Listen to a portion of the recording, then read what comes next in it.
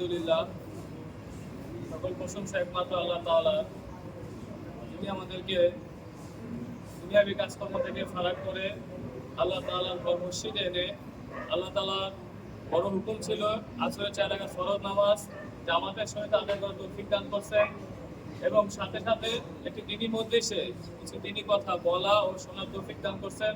তাই আমরা সবাই দিনকে শুকরিয়া আদায় করি আলহামদুলিল্লাহ। বলছে ভাই, অনেক মানুষ এলাকার ভিতরে ছিল, সবাই কিন্তু নামাজ পড়তে আসতে পারে নাই। আবার অনেক মানুষ মসজিদ হয়ে নামাজ পড়ছে, কিন্তু এই যে অল্প সময় দিনের একটা মজমা বসছে, এখানে কি সবাই বসতে পারছে? এখনো সবাই বসতে পারে নাই। আল্লাহ তাআলা আমাদেরকে ভালোই চাইছেন বলে আল্লাহ তাআলা আমাদের কি করছেন, এই জায়গায় বসাইছেন। তা আমরা সবাই আবারও কিন্তু শুকরিয়া আদায় করি আলহামদুলিল্লাহ।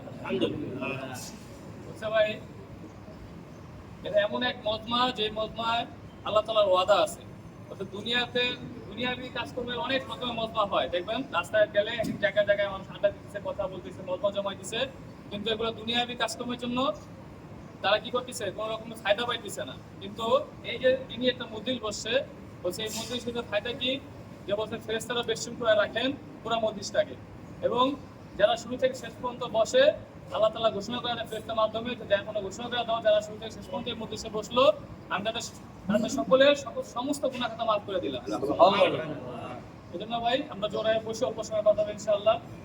কথা ভাই, সমগ্র মানব জাতির দুনিয়া ও আখিরাতের সুখ শান্তি সফলতা কামিয়াবি আল্লাহ তাআলা রাখছেন একমাত্র দিন মানার মধ্যেই। এই দিন হলো আল্লাহ তাআলার হুকুম মানা, নবী করিম সাল্লাল্লাহু আলাইহি ওয়াসাল্লামের তরিকায় চলা। বলছে যে এই দিন মানবে আল্লাহ তাআলা তাকেই সুখ শান্তি সফলতা দান করবেন। বলা হয় যে দুনিয়ার ভিতরে যদি কোনো রাজা বাদশাহ বা কোনো ধনী ব্যক্তিও যদি এই দিন মেনে চলে আল্লাহ তাআলা তাকেও দুনিয়া আখিরাতে সুখ শান্তি দেবেন। আবার যদি কোনো মিসকিন গরিব মানুষও যদি এই দিনের উপরে দিন মেনে চলে আল্লাহ তাআলা তাকেও দুনিয়া আখিরাতে সুখ শান্তি সফলতা দান করবেন।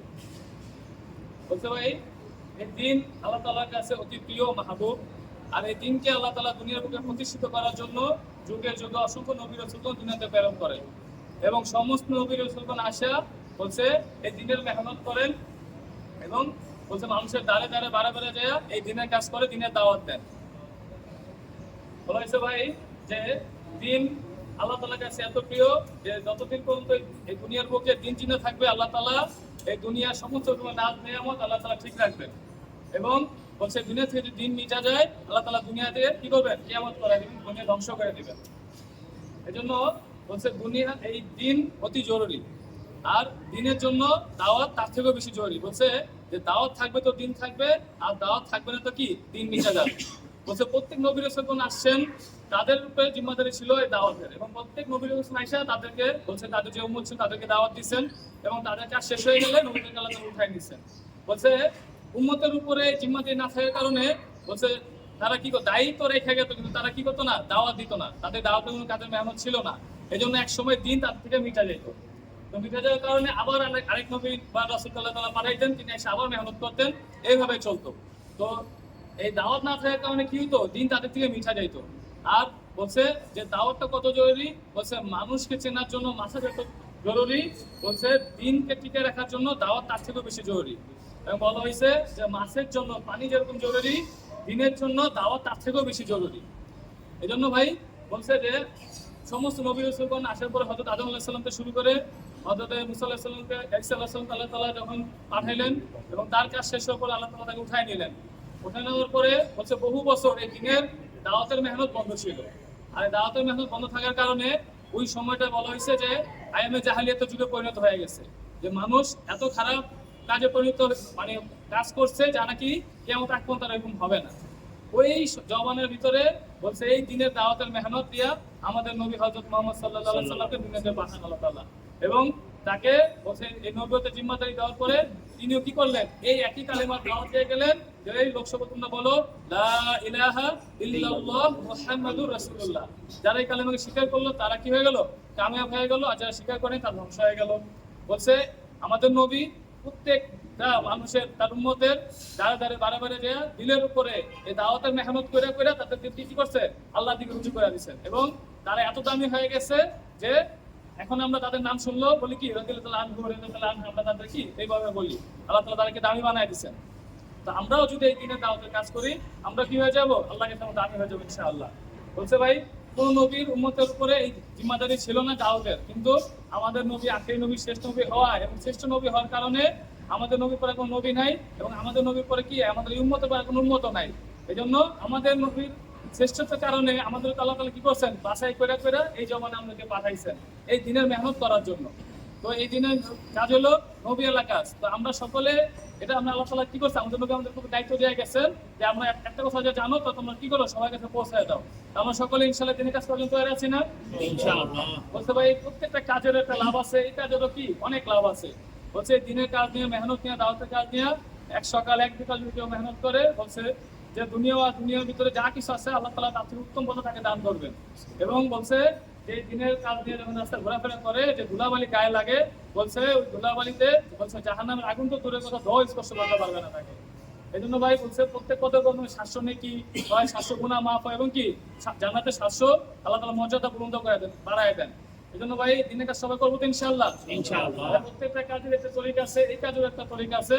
বলছে ভাই একটা জামাত দুইটা অংশে কাজ করবে, একটা অংশ মসজিদে কাজ করবে, মেহনত করবে, আর একটা অংশ মসজিদের বাইরে মেহনত করবে। বলছে মসজিদের ভিতরে যে কাজটা হবে, তবে একজন মুতাকাল্লিম ভাই কিছু মানে কিনে কথা বলবেন, এবং কিছু মামুন ভাই কি বসে শুনবেন। এক বা একাধিক ভাই স্টেপ বলে থাকবেন, এক বা একাধিক ভাই জিকিরে থাকবেন। এবং মসজিদের বাইরে যে জামাতটা কাজ করবে, সেই জামাতের একজন এক বা একাধিক ভাই রাহাবার হতে পারে। তো রাহাবার ইনশাআল্লাহ আমাদের তৈরি আছে ইনশাআল্লাহ। এবং একজন ভাই বা একাধিক ভাই মুতাকাল্লিম থাকবে, এবং কিছু ভাই জিম্মাদার থাকবে, এবং কিছু ভাই কি থাকবে, মামুর থাকবে। তো ইনশাআল্লাহ আমাদের মুতাকাল্লিম এবং জিম্মাদার তৈরি করা আছে। যে রাহাবার কি আছে ইনশাআল্লাহ ভাইজান? রাহাবার কয়জন আছে? তিনটা। ঠিক আছে ইনশাআল্লাহ। তিনজন রাহাবার ভাই আলহামদুলিল্লাহ তৈরি আছে কাজের জন্য, এবং আমাদের সাথীরা তৈরি আছে। তো কিছু মামুর ভাই থাকবে। জিম্মাত যে আমাদের রাহার ভাই ভাইরা থাকবে, তাদের কাজ হলো যে মসজিদ যদি এলাকাতে যেখান থেকে দাওয়াত দেবে, যদি রাস্তা গোলাকার হয়, একদিক থেকে দাওয়াত দিতে গোল হয়ে আরেকদিকে আবার মসজিদমুখী হবে। আর যদি রাস্তা লম্বা হয়, তো যেদিক যে কোনো দাওয়াত দেওয়ার ইরাদা করবে, সেদিকে যায় দাওয়াত দিতে কিন্তু মসজিদমুখী হয়ে আসবে। এবং যাদেরকে দাওয়াত দেবে, দুনিয়ামুখী ভাইদেরকে উচ্চভাবে সালাম দিয়া বলছে তাদেরকে কি করবে, মুতাকাল্লিম ভাইয়ের কাছে দিয়া দিবে যে সেজন্য কথা বলবি, মানে কিন্তু কথা বলবে, যে কিছু কথা বলে শুনি আমরা। তো তারপরে কি করবে, আমাদের মুতাকাল্লিম ভাই থাকবে, তিনি 3 কথা দাওয়াত দিবেন। তাওহীদ, রিসালাত, আখিরাত, এই 3 কথা রূপে বলছে এমন ভাবে এতটুকু দাওয়াত দিবে যে দাওয়াত এত বড় না হয়ে যায় যে মনে হয় যে কি বয়ান চলতেছে, আর এত ছোট না হয়ে যায় যেন কি ভাবতেছে যে এলান হইলো, কিছু বুঝলোই না সে। এই জন্য আমরা সেভাবে দাওয়াত দিব। আর যারা মামুর থাকবে, বলছে তারা বিলকুল কথা বলবো না, তাদের বসে থাকবে জিকির, দিলে থাকবে ফিকির। বলছে তারা রাস্তাতে যাবে, নিজের নজরে হেফাজত করবে। বলছে নাজায়েজ জিনিস দেখবো না, জায়েজ জিনিস কি তাকাবো না, তো দিল না ছুটা যায়। এবং যখন মুতাকাল্লিম ভাই দাওয়াত দেবে, তখন আমরা চুপচাপ শুনবো যে কথাগুলো আমাকেই বলতেছে, এবং দিলের দোয়া করবো যে যে ভাইকে দাওয়াত দিতে তার সেজন্য মসজিদে ফিরে আসতে পারে। ঠিক আছে ভাইজান? তো যাদের হেলাল ভাই